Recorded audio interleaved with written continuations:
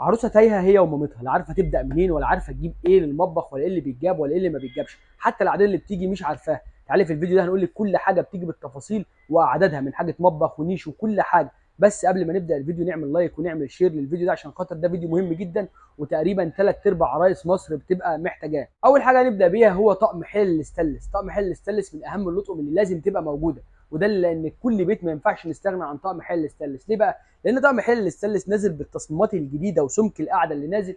ده طقم مهم جدا وبيتعمل فيه كل الاكل، حتى الرز وغيره ما بيشيطش فيه. بس اهم حاجه واهم مواصفات نجيب بقى طقم حلل الاستانلس ان هو يكون استانلس اصلي، والقعده بتاعته كل ما تكون سميكه كل ما يبقى افضل.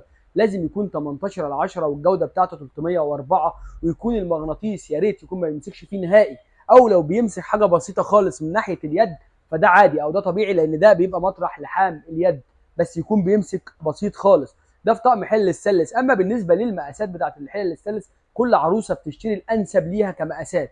المتوسط ان احنا نجيب طقم حلل السلس 5 حلل بس. اما بالنسبه لتاني طقم معانا هو طقم الجرانيت، وده من اهم برضو اللطقم اللي بيجي بعد الاستانلس على طول، لان ده مميزاته كتير. اول ميزه في طقم الجرانيت ان الوانه كتير جدا، وده حاجه مناسبه لكل عروسه انها تختار اللون او الشكل المناسب ليها على حسب الشكل او الديكور اللي هي بتعمله. تاني حاجه واهم حاجه في طقم الجرانيت ان يكون التخانه بتاعته تكون عاليه، يعني تكون مش اقل من 3 مللي او 2، ما تكونش اقل من 2.5 او 3 مللي. كل ما تبقى التخانه بتاعته اعلى كل ما يبقى توزيع الحراره بتاعه صح، ويحافظ كمان على عمر طبقه الجرانيت اللي محطوطه.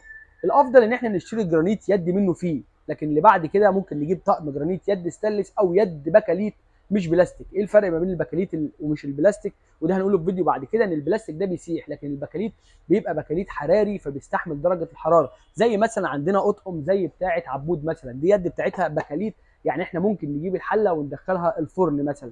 ده اهم من الاطقم كمان، لان طقم الجرانيت حلو جدا في توزيع الحراره، فده هيساعد كل عروسه جديده ان هي تستخدمه اول فتره في جوازها. ده لو هي ما عندهاش خبره قوي في الاكل، فبالتالي بيوزع الحراره صح، فالاكل ما يتحرقش منها وما نقعدش كل شويه نتحجج بالحله اللي بوظت الاكل. ده كده بالنسبه للطقم الجرانيت. اما بالنسبه للطقم الثالث عندنا دلوقتي طقم التيتانيوم. طب ليه بقول التيتانيوم وما قلتش السيراميك او ما قلتش التيفال؟ لان السيراميك والتيفال بقت خلاص موديلاتهم ادمت شويه، وكمان في منهم حاجات كتير مضروبه، فانتوا لو هتجيبوهم هاتوهم صح ويكونوا اصليين، وده هنقوله في فيديوهات ثانيه. اما التيتانيوم افضل ليه بقى؟ لان التيتانيوم برده هو نفس القصه بتاعت الجرانيت، بيوزع الحراره جدا، زائد انه في ميزه اضافيه ان احنا ممكن نحط فيه الاكل ونحطه في الثلاجه باليوم والثلاثه. ماده التيتانيوم صلبه جدا وقويه جدا، وممكن تستحمل انها ما تبص من الحمضيات بتاعه الاكل في الثلاجه، فعشان كده بننصح بالتيتانيوم. بس التيتانيوم فيه عيب واحد بس، ان الوانه محدوده او لونه اسود، يعني عندنا مثلا ممكن نلاقي منه الطوبي او ممكن نلاقي منه الاسود. ده بالنسبه للتيتانيوم زي ما انتم شايفين كده، فعشان كده ما بقاش فيه خيارات او ما فيش حاجه ان انا اعرف كمساحه، ما فيش مساحه كعروسه ان انا اختار منه الوان. لكن من ناحيه الجوده فهو حلو جدا. ده بالنسبه للتيتانيوم. لكن انا لو عايز اجيب تيفال او عايز اجيب سيراميك، انا هنصح بالتيفال بس يكون نوع كويس، وده هنقوله في فيديوهات ثانيه. ما اجيبش السيراميك، لان برده السيراميك على قد ما هو كويس على قد ما هو بيتقشر بسرعه وما بقاش في منه انواع زي الاول. يعني مثلا احنا عندنا افضل ماركه في السيراميك المعتمده عندنا نيو فلام، وهو غالي جدا، فبالتالي بدل ما بنجيب نيو فلام الغالي لا نجيب الحاجات البدائل زي التيتانيوم او التيفال او غيره. ده بالنسبه لطقم الحلل. يعني احنا كده قلنا اهم 3 اطقم حلل العروسه ممكن تجيبهم. اما بالنسبه لطقم الالومنيوم، طبعا طقم الالومنيوم بالنسبه للناس بيبقى مقدس، ففي ناس بتيجي تجيبه وده خلاص بتقول لك هو انا هجيبه حتى لو مش هستخدمه. اما بالنسبه دلوقتي في ناس كتير جدا ما بتستخدمش الالومنيوم، لان الاستانلس بقى بديل ليه، والاستانلس بقى بيعمل حلو جدا كمان عكس زمان، لان كان الاول بينزل من غير قاعده فكان بيشيط الاكل، لكن دلوقتي لا. يعني عندنا اهم 3 اطقم، عندنا الستانلس وعندنا الجرانيت وعندنا التيتانيوم. بعد كده هنخش على بقيه حاجه المطبخ وهنقول برده كل حاجه فيها بالتفاصيل. بعد كده بنخش في الجزء الثاني في حاجات المطبخ، وهي صواني الفرن والطواجن والطاسات، ايه اللي بيجي وايه الافضل، ده اللي هنقوله بالظبط. اول حاجه عندنا هنتكلم عن صواني البيتزا او البسبوسه. عندنا منها الالومنيوم وعندنا منها الجرانيت. ايه الفرق ما بينهم؟ ان ده في ميزه وده ميزه. الميزه اللي في الالومنيوم ان هي موزعه حلوه جدا في درجه الحراره، فبالتالي بتبقى ناجحه قوي في المعجنات، يعني حلوه في التسويه، وبالتالي بتديكي كل اجزاء القطعه اللي انت بتسويها جوه بتبقى زي بعضها. الكلام اللي انا بقوله ده الستات البيوت الشاطره او الطباخين الشاطرين هيعرفوا ان انا كلامي صح. اما بالنسبه للجرانيت فهي سهله التنظيف، بس مش معنى كده ان دي ما بتوزعش حراره او دي ما بتتنضفش، احنا بنقول على الميزه الاهم في كل حاجه فيهم.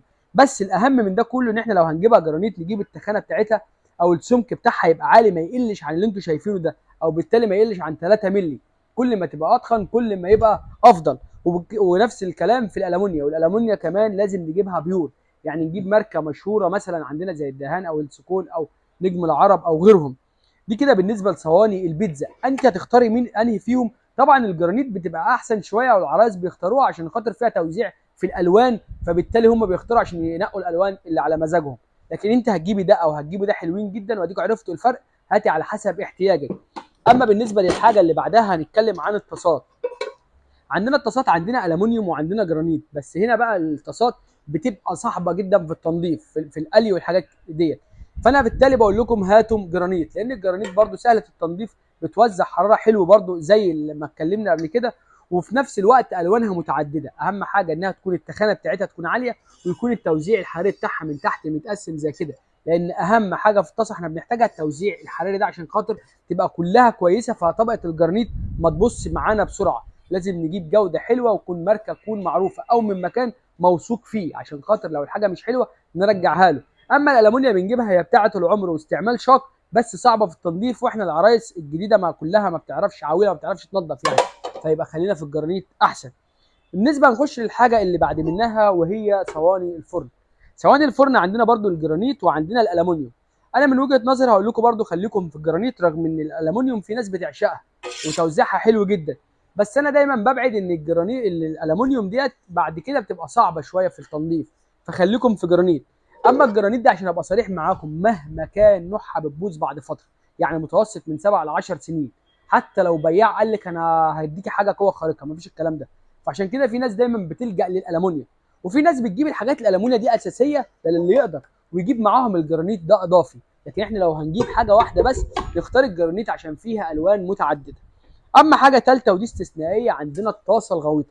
في بعض العرايس بتجيب واحده بس مش اكتر. ليه بقى؟ علشان خاطر لما تبقى عايزه تعملي كميات، او انت في بيت عيله، او انت عندك اسره كبيره، او فيما بعد هعمل عزومات وهعمل كميات، فبناخد دي بتنجز معانا في الوقت وبتعمل كميات كبيره. طبعا في عرايس بتجيب منها بالاثنين والثلاثه، كل واحد بيجيب على حسب مقدرته، بس انا بعرفك انت تجيبي ايه.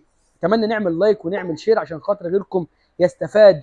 عندنا طاسه الكريب، ودي برده مش كل الناس بتجيبها، في ناس بتجيبها بشكل استثنائي كده، وناس بتحتاجها عشان خاطر احنا بنعمل فيها الكريب وبنعمل فيها العيش السوري، بنحتاجها لشغل الدلع لما بنبقى سهرانين بالليل وعايزين نعمل اكله ايه اضافيه كده، فبنجيبها بتبقى حلوه قوي. وطبعا اضمن من ان احنا نشتري كريب ملوث من بره.